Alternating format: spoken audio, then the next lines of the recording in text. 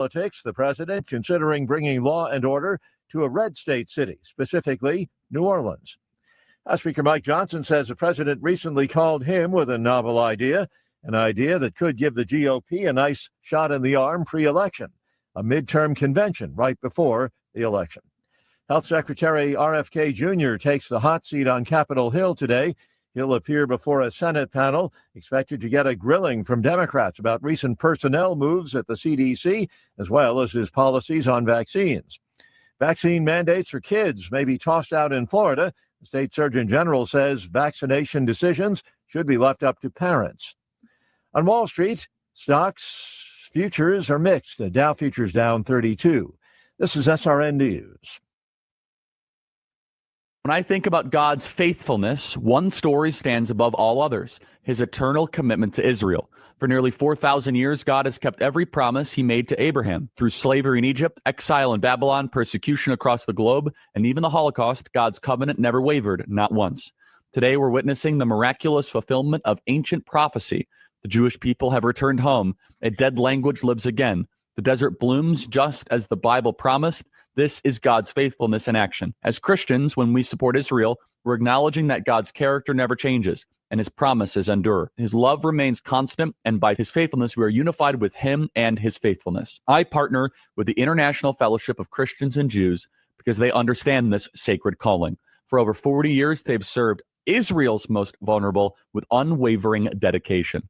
Let's be unified together in recognizing God's faithfulness by supporting his chosen people. To learn more, visit ifcj.org. That is ifcj.org. Your home for Goodland High School athletics. Fort Hays Tech Northwest Tech Tiger basketball, the Denver Broncos, as well as the Morning Blitz with Ross Volkmer.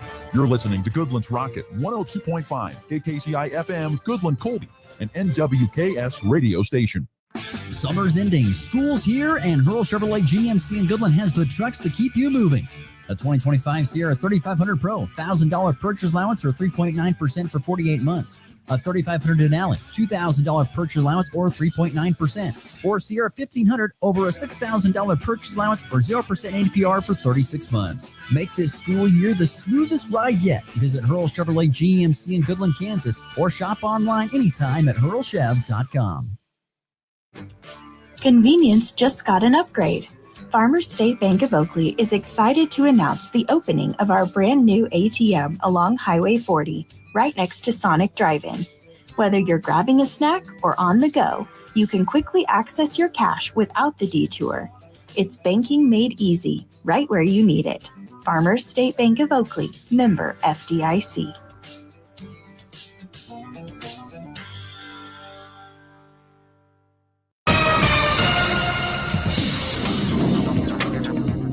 A mix of fog and smoke to start the morning, then fog will lift by midday. Hazy skies will persist due to wildfire smoke into the afternoon, with high temperatures climbing to around 90, with west-northwesterly winds at 10 to 20 miles per hour. This evening, showers and storms are possible as a low and cold front will move through. Severe weather threat is low, but some storms could become strong, primarily along and south of I-70 and east of Highway 25, with the potential for large hail and damaging winds. Tonight, winds will slowly weaken, drier, colder air will move in, and temperatures will fall into the upper 40s and low 50s. Cloud cover is expected to persist through the night. Then tomorrow will be much colder, with highs 65 to 70, skies remaining mostly cloudy, with light north winds turning to southeast at 5 to 10 miles per hour. Over the weekend, a ridge over the Rockies will block storm chances, but it stays cooler with highs in the 70s, lows in the lower 50s. This meteorologist Chris Stromick at the NWKS Radio Weather Center. If you're shopping for a banking institution, visit with Equity Bank of Hoxie, Grinnell, and Quinter, Kansas. The Equity Bank is heavily invested in local business and activities contributing in many ways back to their community. Their employees are involved with many organizations and area events. Plus, a lot of experience comes with that staff. You'll find valuable local assistance when you bank at the Equity Bank of Hoxie, Grinnell, Quinter, and other locations in Western Kansas. The Equity Bank, member FDIC. Are pests making your home or business uncomfortable? Call Pestaway in Goodland, Kansas, serving all of Northwest Kansas. They provide top-notch pest control services to keep your space safe and pest-free. From ants to rodents, termites to spiders, our expert team is here to help with effective, safe, and affordable pest control solutions. Don't wait. Call Pestaway today at 785-728-7166 for fast, reliable service. Your home or business deserves the best protection. When you gotta go, but there's nowhere to go, who you gonna call? Topside Portables and Pumping, that's who. Weddings, job sites, farm parties, they've got clean, reliable porta potties that don't stink, literally. And if your septic tank smells worse than last year's chili cook-off, they'll pump it out fast. No mess, no fuss. Family owned, Heartland values, always ready. Call 785-728-8089. That's 728-8089. Topside Portables and Pumping. When duty calls, they answer. Summer's ending, school's here, and Hurl Chevrolet GMC in Goodland has the trucks to keep you moving. A 2025 Sierra 3500 Pro, $1,000 purchase allowance or 3.9% for 48 months. A 3500 Denali, $2,000 purchase allowance or 3.9%. Or Sierra 1500 over a $6,000 purchase allowance or 0% APR for 36 months. Make this school year the smoothest ride yet. Visit Hurl Chevrolet GMC in Goodland, Kansas, or shop online anytime at hurlchev.com. As kids head back to school, it's the perfect time to get your home and yard ready for fall. At Hoover Lumber Ace Hardware in Colby and Goodland, they've got you covered. From all-season ultimate fertilizer and building materials to cozy patio heaters and furniture. Fire up family meals with a Traeger grill or Blackstone griddle and give your home a new look with Benjamin Moore paints. Whatever your project, big or small, Hoover Lumber Ace Hardware is here to help. That's Hoover Lumber Ace Hardware in Goodland and Colby. Your community, your projects, your ace. Looking for insurance that actually puts you first? At the insurance agency in downtown Goodland, we're independent, which means we work for you. Whether it's auto, home, crop, or business, we shop top carriers to get you the best coverage at the best price. No pushy sales, just honest advice from people who live right here in your community. Give us a call today at 785-899-5011 or stop by 1020 Main in Goodland and let's get you covered. The insurance agency. Insurance the way it should be. This is Caleb Morris with the Crop Insurance Department at Farm Credit of Western Kansas with some friendly reminders for the 2025 crop year. December 1st is the sales closing date for pasture, range, and forage insurance. December 15th is the acreage reporting deadline for 2025 winter wheat in Kansas. Remember, any possible loss should be reported within 72 hours of discovery. Contact Kelly or myself at 785-462-6714 for all your crop insurance needs. Work with agents who work for you. Farm Credit of Western Kansas is an equal opportunity provider. At F&B Bank, we believe local businesses are the heart of our community. That's why we're more than just your bank. We're your neighbor, your customer, and your biggest supporter. From the corner cafe to the hardware store downtown, we're walking the same streets, shopping the same shops, and investing in the same future, yours. We're here, we're local, and we're always in your corner. F&B Bank, banking built on community, member FDIC. You ready? One, two, three, 4! It's time for the Morning Blitz with Ross Volkmer. The amount of money getting thrown around to quarterbacks who haven't done diddly squat is amazing to me. The High Plains only local sports talk show. Knows what he's talking about. Broadcasting live on Rocket 102.5 and streaming on YouTube, Facebook, and X. Not this again. Yes, this again. Covering it all from the preps. Fastball swing and a miss and a strikeout there for Kaysen Cedarstrom. To the pros. Mahomes keeps it on an RPO at the 5. Gets a lead block. He goes into the end zone near side. Touchdown, Kansas City. The Blitz is presented by Hurl Chevrolet GMC, Hoover Lumber Ace Hardware, and F&B Bank. Along with the insurance agency, the Farmer State Bank in Oakley, the Cowboy Corner Express, and Equity Bank of Hoxie, Quinter, and Grinnell. Let's go to work. And a fly ball to left field struck well. Laureano goes back to the corner. He leaps and makes the catch. Laureano brings it back in, the short fencing. Fly ball centered field, hit well by Adele. Isbell's back, still going at the wall. It's gone. Joe Adele for a second straight night hits a home run in the 6th inning to give the Angels the lead. Drills it down the line. Is it fair? Yes! Benintendi scores. Here comes Baldwin. Michael A. Taylor, let's go. The Sox take their first lead here in the 9th inning.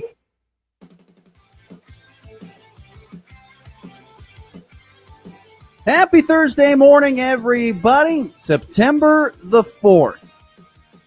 A gray start to this Thursday. Overcast and a cool 60 degrees. here outside the studios in Goodland.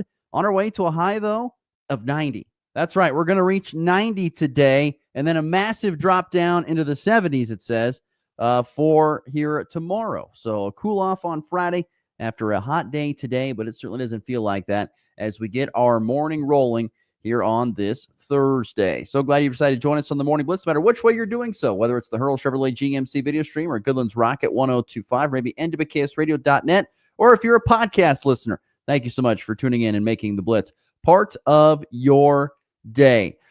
Big show ahead for us today. We've got the NFL season kicks off tonight, folks. We've made it to officially full. Well, actually not quite yet. Tomorrow we'll be in complete full football season because the high school football season hasn't really kicked off yet. But we have college football already going. The NFL gets going tonight with Thursday night football on NBC. You've got Eagles and Cowboys. So we have the NFL Power 5, our first edition of the NFL Power 5 coming up here in segment number 3. I'll break down my top 5 games of the NFL slate. And honestly, it's a good opening weekend slate. It really is in the NFL. So really excited to see what the NFL Power 5 has in store for us here in a little bit. We'll continue when probably one of our final, not our last, but one of our final stops on the area high school football tour as we will visit with Wallace County head football coach and former Wildcat player himself, Kyle Gefeller. Will join the program today to talk about his Wildcats. I think it's year 3 for Kyle. And so we'll visit with him about that coming up here in segment number 2. So look forward to having Kyle Gefeller on the program again. I remember, once again, I always go back to my first days and first years in Northwest Kansas, covering, doing the area game of the week. And Kyle Gefeller was one of the top players for the Wildcats and really one of the top, I thought, 8-man players in all of Western Kansas, covering his time when he was the ultimate utility man. He could play quarterback, he could play running back, he could play wide receiver, he could kick, he could punt, he could do it all. And so Kyle Gefeller will join us coming up in segment 2. And then we will get to here in just a matter of moments, predicting the season of the final records for the Chiefs and the Broncos. Kansas City and Denver get their seasons underway. Kansas City Friday against the Chargers, Denver Sunday against the Titans. And we will have our predictions on that for the NFL season for the Chiefs and the Broncos. A little bit of a teaser. I expect to be pretty good years for the Chiefs and the Broncos. So we'll get to that coming up here in just a little bit. So as we roll along, and I will also make my prediction. I will try to make my prediction. I always hate making predictions. It's easier in the NFL, I feel like, in the college football because we know what teams have. But I'll try to make my prediction for AFC, NFC title games and Super Bowl and who wins the Super Bowl. That will be coming up here in segment number 1. As always, the F&B Bank text line is open at 785-899-2222. If you'd like to text the show, if you would like to be part of the show, if you have any comments or anything like that, hit us up on the F&B Bank text line at 785-899-2222. Or you can hit us up on social media, YouTube, X, Facebook. Make your comments there. We can see those as well here in the studio. So by all means, be a part of the show if you have something to add to the program.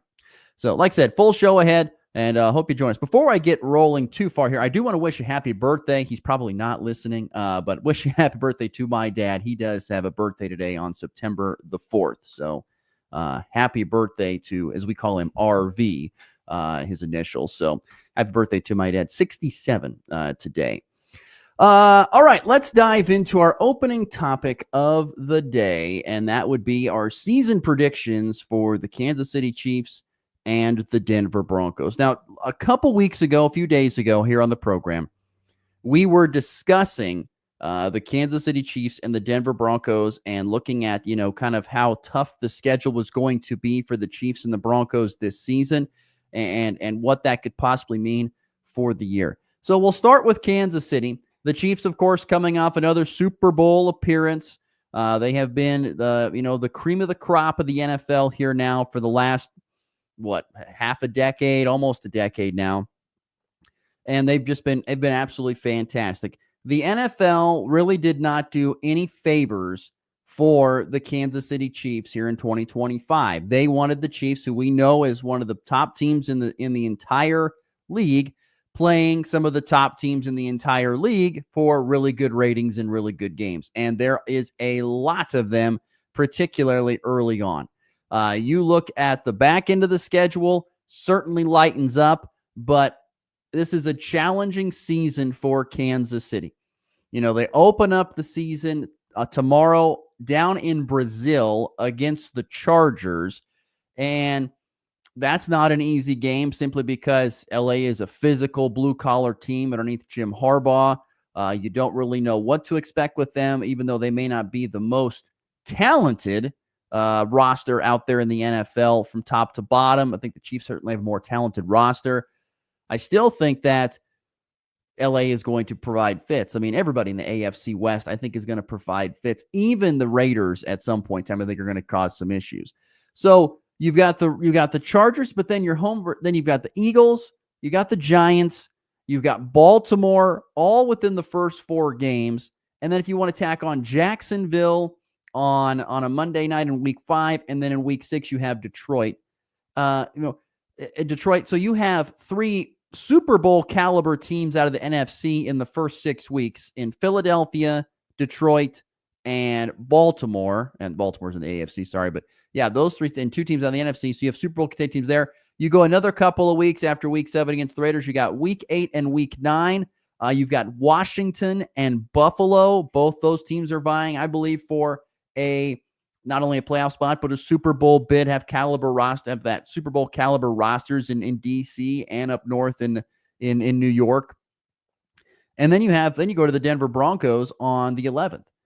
So you look after the bye week. So you look at just the first, 11 weeks of the season, including the bye. There are 1, 2, 3, 4, 5. There are 6. Over half of those games are games that are, I think, there is a possibility that the Chiefs could lose those games. Not saying that they will, but because I believe that the quality of opponent is really good.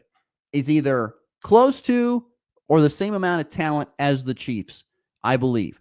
And those would be Philadelphia, Baltimore, Detroit, Washington, Buffalo. Those 5 teams there, I feel like, have a similar blueprint to what the Chiefs have. Really good play on the lines, really good quarterback play, weapons on the outside, and solid defenses. I believe all those teams there have got the ability to play neck and neck with the Chiefs. It's going to come down to, once again, the Chiefs' ability to win close games. And they did it a ton last year with a banged-up roster and with a banged-up wide receiver core, banged-up running back room. Did it all. They won these close games. The Chiefs know how to win those close games. And then after that, when you get past the bye week, and then, you have Denver twice, which is still, but you have Houston in there, you have the Cowboys. I don't feel like those teams are on the same level yet as a Kansas City. So the first half of the season is an absolute bear for KC. So in just kind of going through this, and I don't like to go through and predict every single game because sometimes you don't know. And it's the NFL where, these are all professionals. They all get paid. They're all going to be pretty much anywhere from a 2.5 to 5.5 point spread, which means a touchdown can flip the game and you could lose. But we've seen the Chiefs lose to teams you're not supposed to. All NFL teams lose to teams they're not supposed to every single week. You just don't know what's going to happen. But I still think overall, overlining this, I think it's still a very good season for the Chiefs. I think they're going to finish around 13-4. That's my final record prediction for the Chiefs. I think they're going to finish 13-4. I believe they're going to lose. I believe they're going to lose probably at least one, maybe two of their first 6 games, and possibly 3 of their first 9 is kind of where I'm at.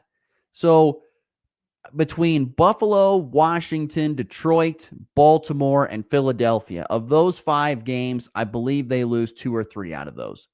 2 or 3 is where I'm kind of putting. I think those are very tough games. Now, there is a bright spot for the Chiefs here, is that the Chiefs do have all these big games at home. They get Philadelphia at home. They get Baltimore at home. They get Detroit at home. They get Washington at home. Only Buffalo is the game that's on the road.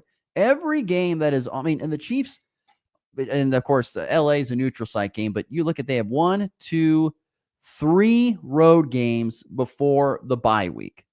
So they are not on the road very much at all. Buffalo, Jacksonville, and the Giants are the 3 games that they have on the road. So once again, they're at home, and I know they don't lose at home very much, which is why I'm saying maybe 3, 1 or 2 games, I would say for sure a loss mixed in there with the caliber of teams that are coming to Kansas City. So I've got 2 or 3 losses there. And then on the back end of the schedule, I've got at least 1 loss in there somewhere, whether that's at Dallas over Thanksgiving, whether that's, home versus Houston the week after that, or it's a Denver loss in there. The Broncos possibly get the Chiefs at some point in time. But I'm predicting a 13-4 record. 13-4.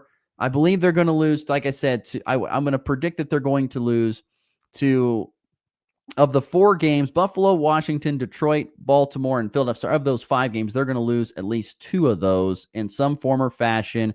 There's another loss in there somewhere just for giggles, and then they've got another loss in the second half of the season. I just think 13-4. My overall thought, though, is that the Chiefs, once again, are a team that won a lot of games last year. They won a lot of tight games, and they did it with pretty much, I don't want to say a lot of backups, but they didn't do it with their full-strength squad.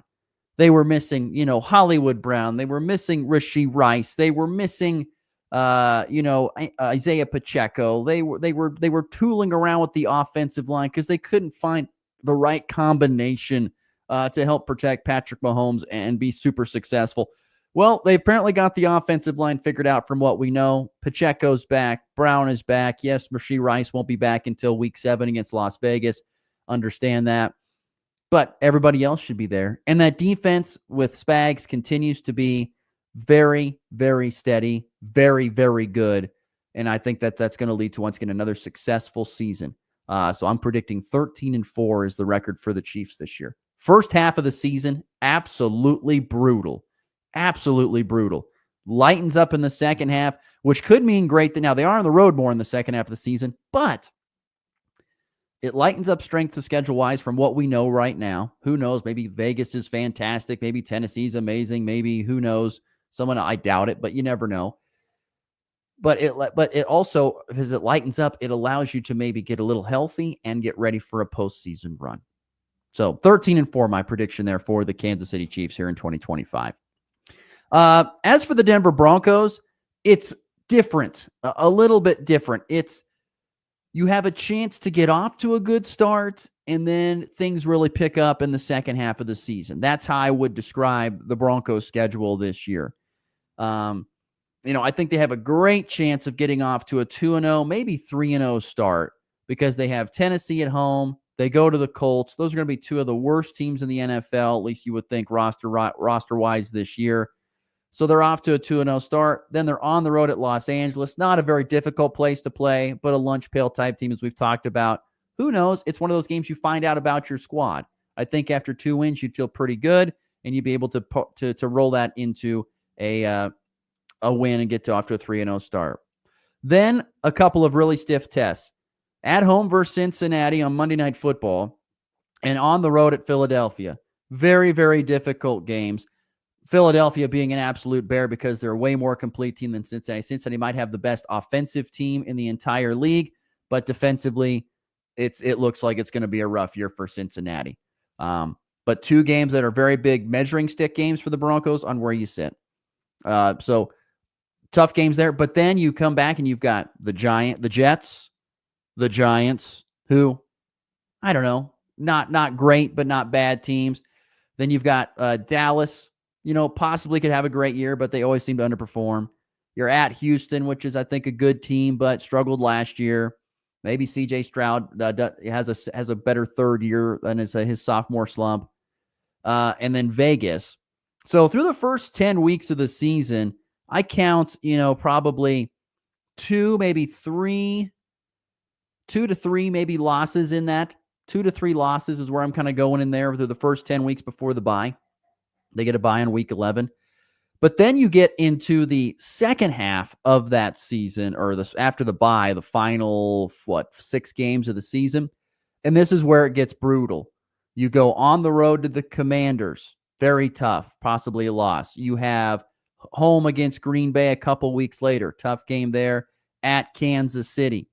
So I've got 3 losses probably before the bye, and then another 3 losses after, possibly. And then I always and I've come to just realize this, I like to throw in a game just because you don't know. There's going to be a game that I think you lose that you don't expect. So that gets you around 7 losses at this point in time. And so I sit here saying I believe that we're going to see the Broncos, like Henry Chisholm said, probably a similar record, 11-6, 10-7. I think those are probably the record for the Broncos this year. I think that's probably the record is. The schedule allows for you to get on some good momentum, but the second half of the season is brutal. And this season, once again, everything is in place to have success, and even better success than a 10-win season for Denver. But what does Bo Nix look like in year number 2? Is it a step in the right direction? Doesn't it be a big step, but is it just a step up, even if it's a small one? Or is it a step down, like we saw with C.J. Stroud last year in Houston?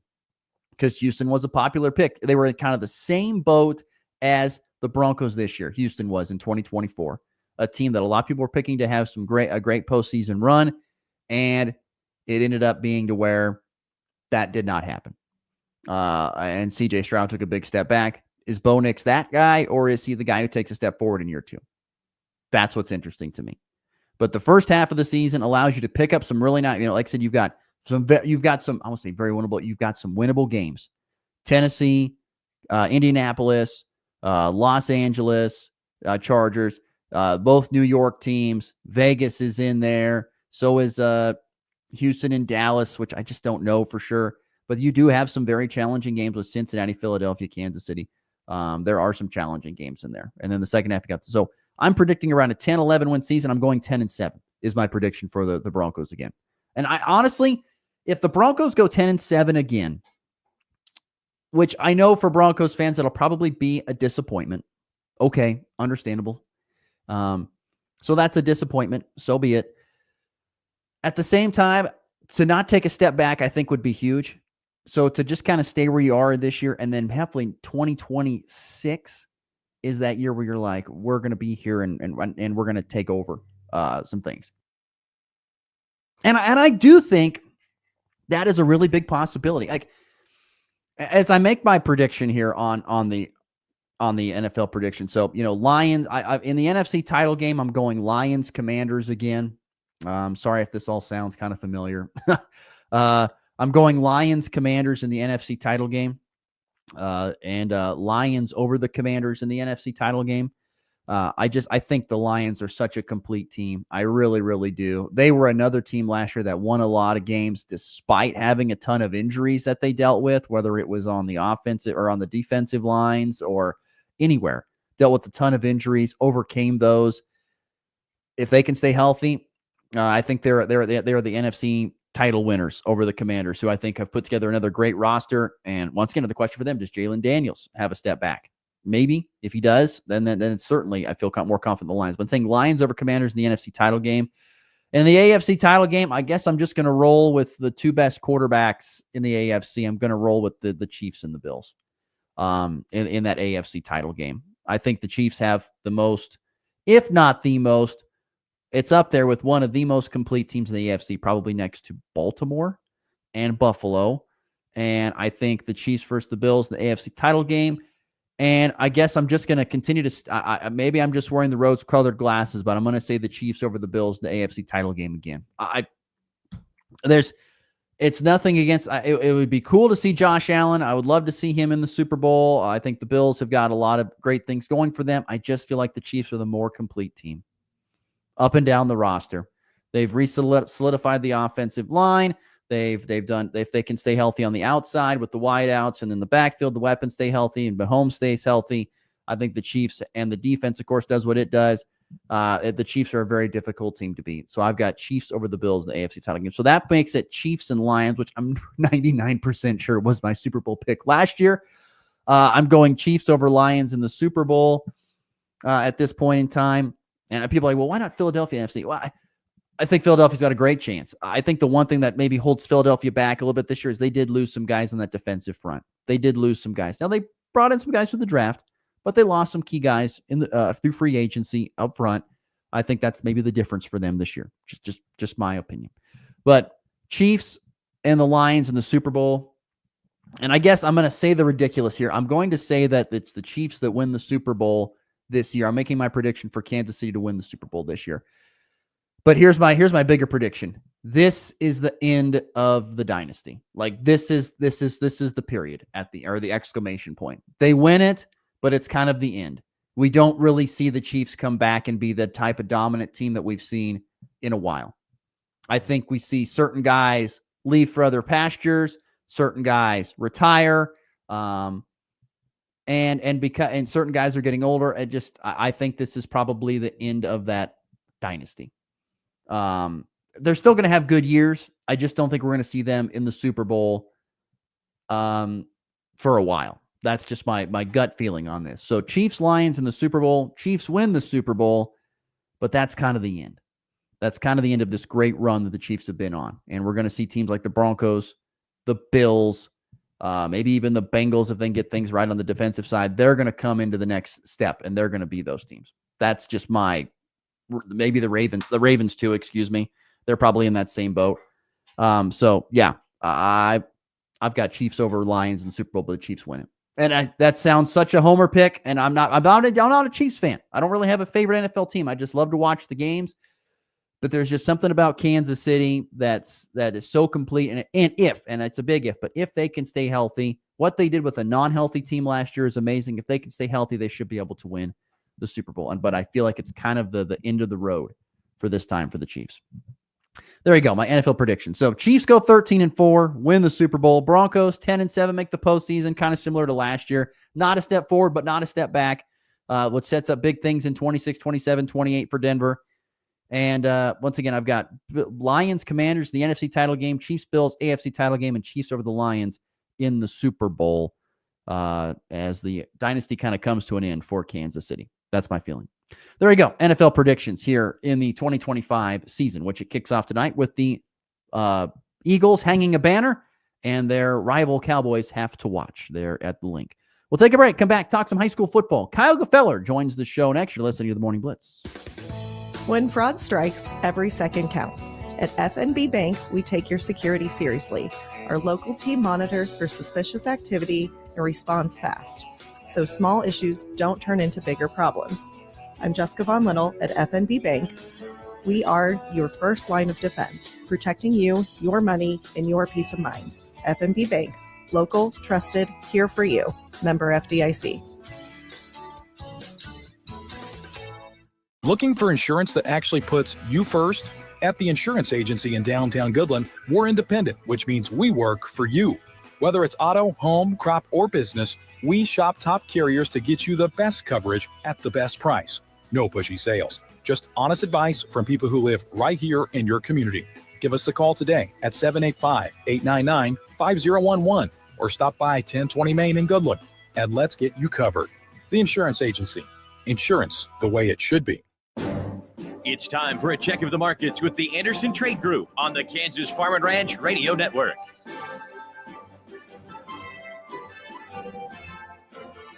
Good morning, Jared Law with the Andersons in Overland Park, Kansas with your morning market update. It's Thursday, September 4th in the overnight session. D's corn up 3/4 of a cent at 4.18 3/4. March up 3/4, 4.36 3/4.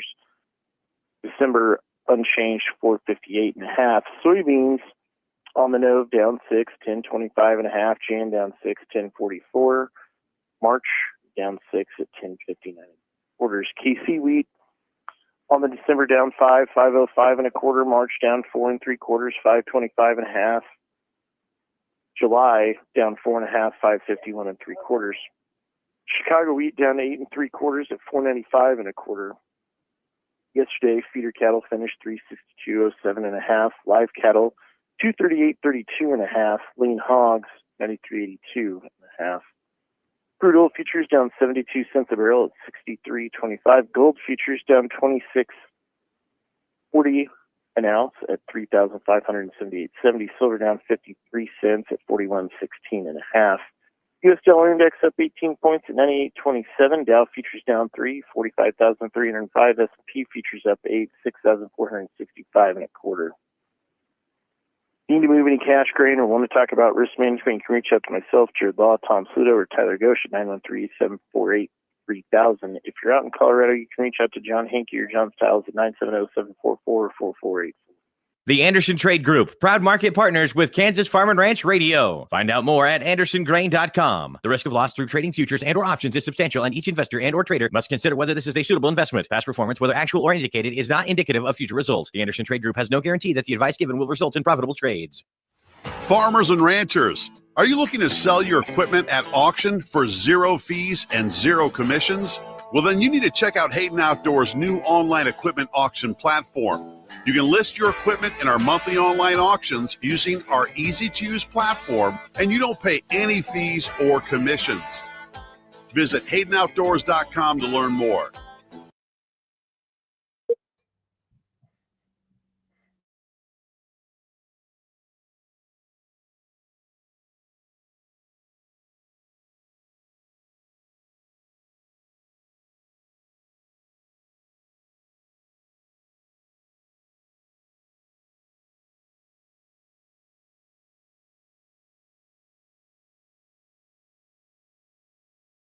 Farms. Choose E15 for a higher octane, lower price, and cleaner American fuel. This message from the Kansas Corn Commission. Learn more at kscorn.com. You're listening to the Morning Blitz with Ross Volkmer. He talks about sports on the radio.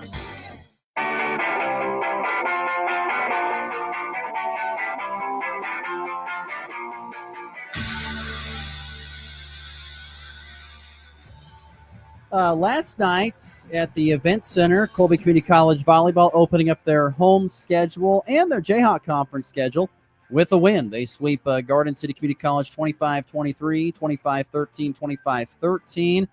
Lady Trojans now 7-2. They dropped from the third-ranked team in the country down to number 6 after a couple of losses this weekend up in Wyoming, but get back on the horse with a nice win last night. Lady Trojans will host Cloud County coming up here on Saturday. There is a little bit of quick local sports for you happening today. You've got the St. Francis. St. Francis is at a triangular in Idalia, Colorado with Cheyenne Wells. Rollins County heads to Southwest Nebraska for a triangular. Hoxie going to Ellis for a try with Hill City. Hugoton has their golf invitational today. That's down in Elkhart. Colby is expected to be there. And then Goodland is hosting their cross-country invitational today over at Sugar Hills. Colby, Golden Plains, Oakley, Decatur Community, many other schools will be running there in Goodland at the cross-country invitational. Okay, let's welcome to the program good friend and former Wallace County Wildcat himself, now the head coach of his alma mater. That's Kyle Gapeller, who joins us on the Hoover Lumber Hardware Hotline. Good morning, Kyle. How are we doing today? Good. How you guys doing? Doing really good, Kyle. How was your summer? Did you get away? Did you get to have some fun this summer, or has it been mostly a lot of work? I got 1 week during the off week, 4th of July, but other than that, a lot of time in the weight room. Really good turnout this year from the kids. So yeah, I mean, really excited. Yeah, absolutely. I mean, to get a great turnout is always, and was it a consistent turnout too? That's always the big thing. Yes, very consistent, about at least over 90%. So with this great turnout, how many kids do you think were in the weight room over like on an average day? 15. I mean, a good number for your size's school. What was the main focus maybe this year in the weight room, whether it was speed or strength or a combination of both? What were you trying to get accomplished? A little mix of both. June really put some weight on. July kind of lighten up a little bit, put a little speed. Kind of a good mix for the size of kids we have. When you get done, do you feel like the gains have shown here early on in this fall camp? Yes, I truly do. We got some kids, boys are maturing, coming into their bodies. A lot of kids showing some really good speed this year. So looking forward to that this year. When you look back at the 2024 season, Kyle, you guys ended up going 5-4, finished 2-2 in your league and 2-2 in the district. We look back at last year's team. What stands out to you about that? Just all the younger kids we had out there and what we were able to accomplish, and how successful we were. And now they all got a year under their belt, and that's what I'm most excited about. What has it kind of been like, after having some really good success in your first season, to kind of have to not say completely rebuild, but kind of build back up here over these last couple of years? What's that experience been like for you as a first-time head coach? It's been awesome. I did it, the first year, kind of feel like kind of had to rebuild, and to restart just kind of humbles me as well. Keeps me on a level stage, and just to see the boys grow every day, even if it's just a little bit every day. To me, that's been really, really fun to watch. What is this for you? Year 3, year 4? I was trying to count. What is this year for you? 4. Year number 4. So this is the first kind of group of kids that you brought along as freshmen now that are going to be seniors. Correct. Well, talk about their growth. What has that been like to experience that for the first time? It's been amazing.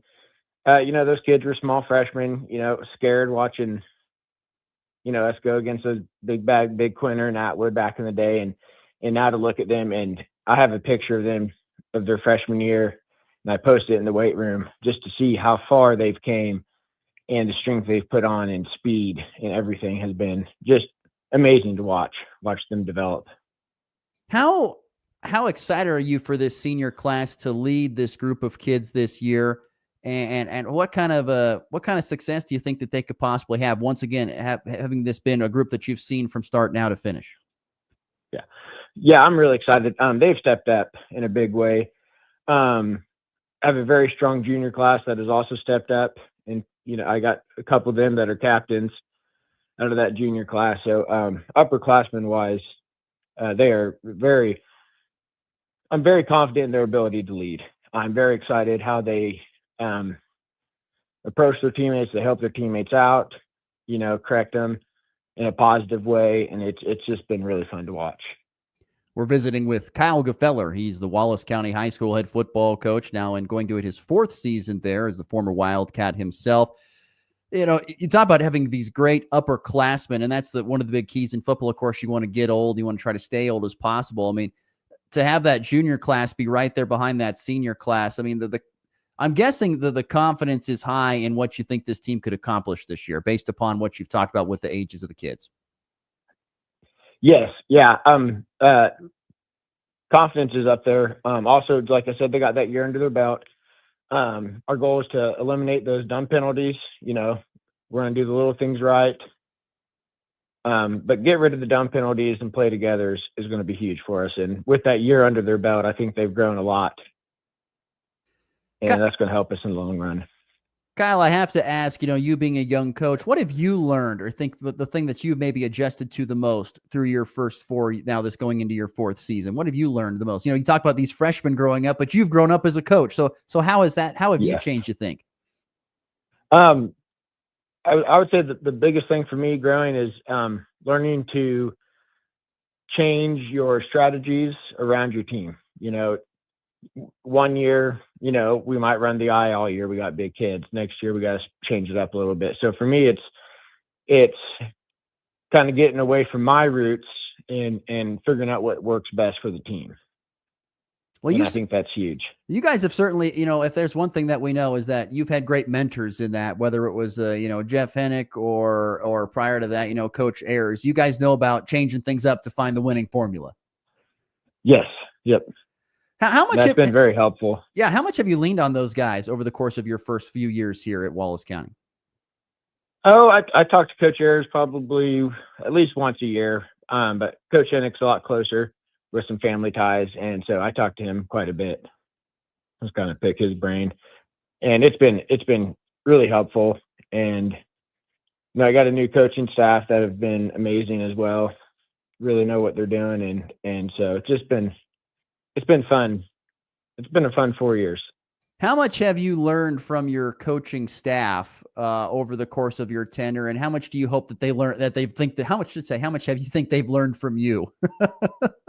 Well, I've learned a lot. One, I finally got an actual offensive line coach. Coach Hawkins, he played college football, offensive lineman, so I learned how to actually coach the line the right way. And then Coach Raines is just a defensive genius. He's really smart, watches a ton of film. And I hope from what they learned from me is just get excited about the game again. You know, they're just a touch older than me.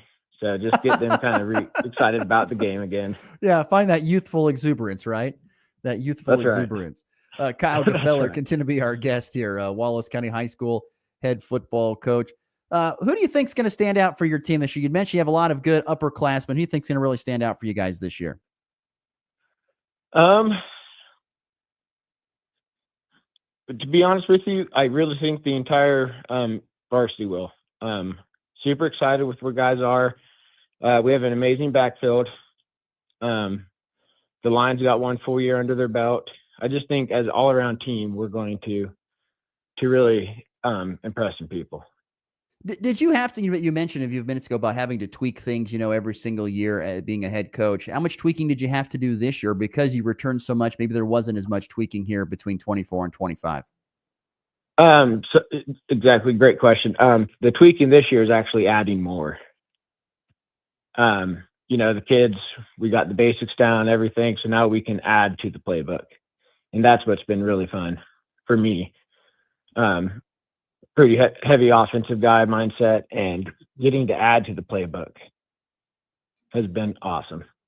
How has the playbook, would you say, doubled in size, or you've just added some more specialty plays? How would you say you've added to the play? Maybe it's more formations and you just run the same plays? A little bit of both, a couple more formations, and just, trying to use our athletic ability as much as possible. Kyle Gefeller, our guest. Is there anyone that can kick the football as good as you can, or did back in the day there on the roster? I got one kid. He's coming around. I've been working with him. He's coming around. We're getting close. That's good. Not quite. Not quite. still can't beat coach in a kicking contest, but we're going to work on that. Kyle Gefeller, our guest here on the Morning Blitz. Tell me about the 2025 schedule. What do you think about this schedule as you look at it from right now, as it all is on the road out in front of you? Yep. Excited for these non-district games. We've got Deerfield coming here tomorrow. Should be a good game. If I remember correctly from last year, they got size. Quinter's next week. It's always going to be a good showdown. Oberlin's going to be solid this year. And then we hit districts. We'll just see which way the ball bounces. How challenging is that first game from a coach's perspective, getting your team prepared when there isn't any film on a game this year? It's a lot of confidence in the team, making sure they talk, make sure they understand, throw a bunch of different formations at them, defensively, offensively, make sure they talk through who's going where. And as long as they can talk on the field, it makes our job on the sideline a lot easier. And I feel like our guys have done a really good job over the summer and these last 2 weeks of practice, 3 weeks. So I'll let you go on this, Kyle. What are some of the goals maybe early on or for this season as you step into year number 4? Finish plays, eliminate dumb penalties, and just positive yards. Keep it positive simple. Yards. Yep, 3-4. I'm a 3-4 yards kind of guy. 3 yards in a cloud of dust, and nothing wrong with that old school. That's right. Old school feeling. Nothing wrong with that. I still got that mindset in me, even though we might be a little more spread out. But nope, nothing wrong with that. He is Kyle Gefeller, Wallace County High School head football coach. Kyle, it's always great to catch up, my friend. Thank you so much for the time. Best luck to you and your boys here on the season. We'll catch up with you as the season gets rolling. Yep, appreciate it. Thank you so much. Once again, great stuff there from Kyle Gefeller, Wallace County head football coach, and his Wildcats sound like they're going to be in a position to have some really good success coming up here in 2025. Like you said, they've got Deerfield, then on the road at Quinter, and then home versus Decatur Community. And then they've got probably a tough game at Dighton. You got Greeley County. Stanton County's now down to, or it's been an 8-man football for a couple of years, at Logan Palco, Wheatland Grinnell. It could be a chance for a good year. And I have the feeling like Coach Cafeller feels pretty confident in his team that's now older, once again, mostly juniors and seniors, to have a really good season down there in Sharon Springs. All right, we'll take our final break here. 10 minutes left to go on the show. We'll come back with the NFL Power 5 to wrap it up next. This is The Blitz. This season, the Mile High Magic is live.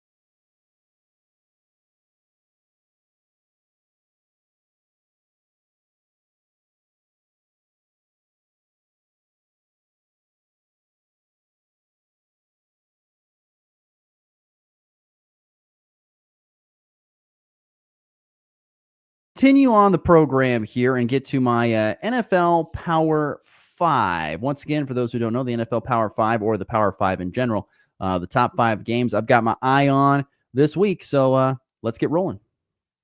Maybe. There we go. Mouse is very touchy. Okay, here we go. The NFL Power 5. The Power 5, number 5. Well, actually, I forgot. I got my honorable mention game. So I got honorable mention game in here. I'm going to throw in one. I don't know. I think it's just the storyline that makes this honorable mention game. Steelers at the Jets. Aaron Rodgers taking on his former team in the Jets. New head coach Aaron Graham there for the Jets. What kind of philosophy has he installed with the Jets?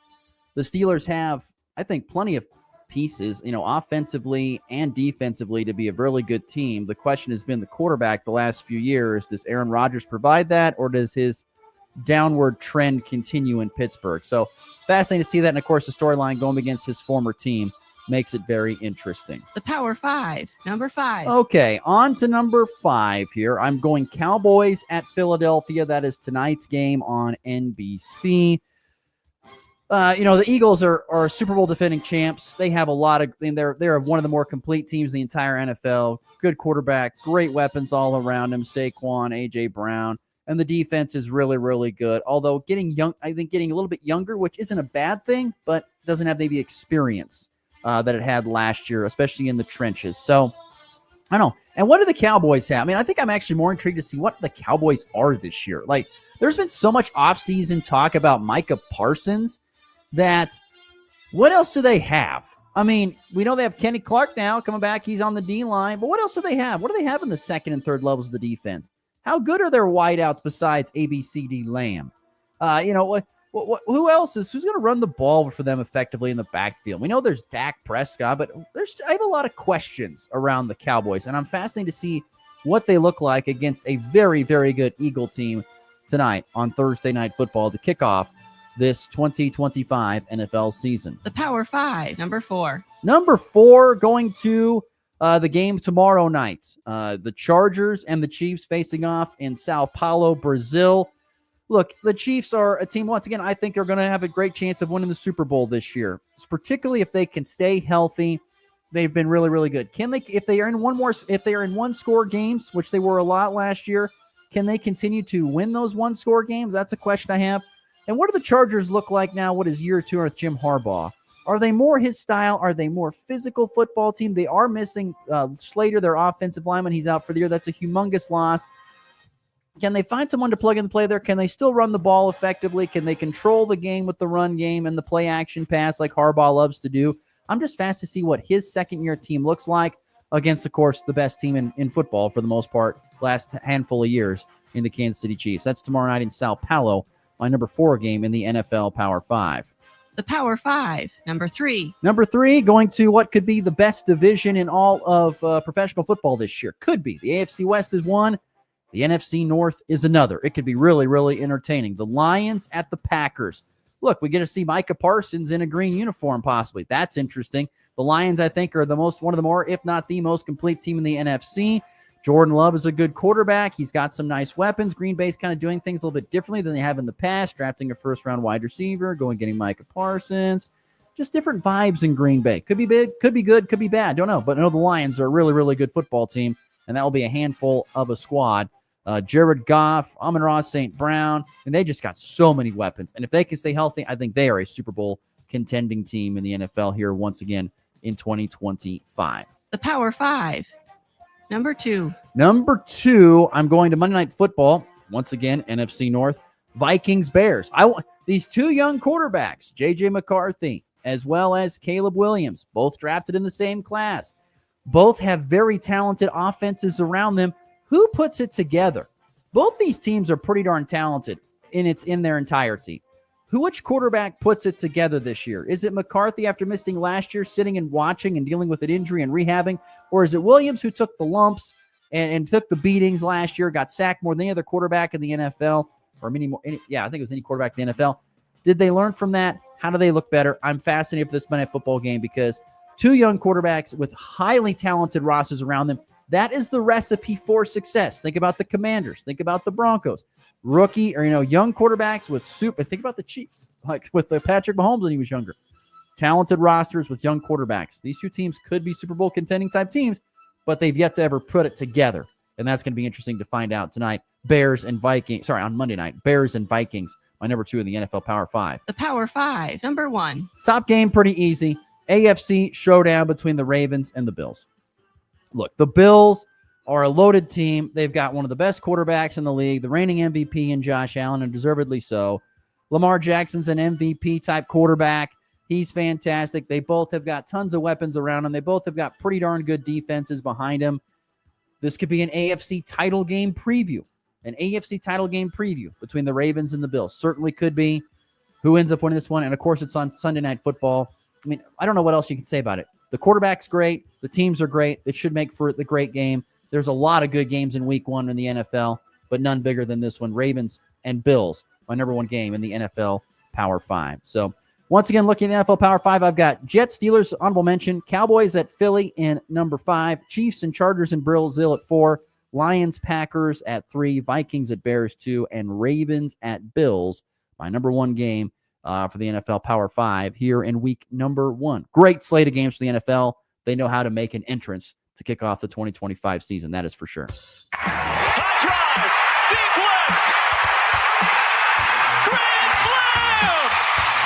And back lifts his ball high and deep to right. How about a walk-off Brady?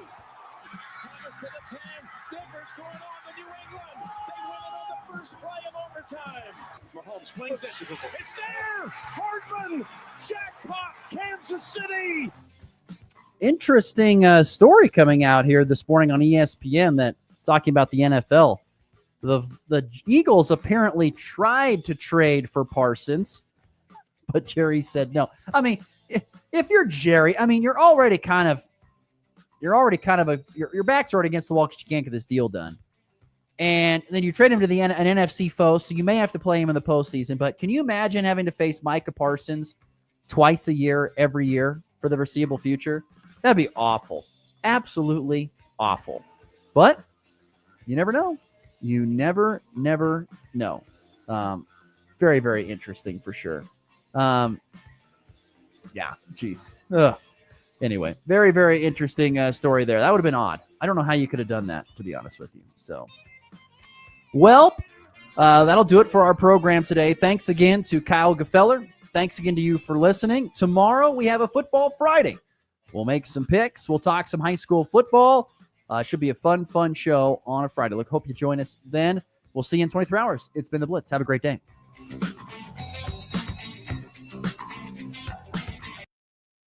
Classic rock plays here. This is Rocket 102.5. KKCI, Goodland, Burlington.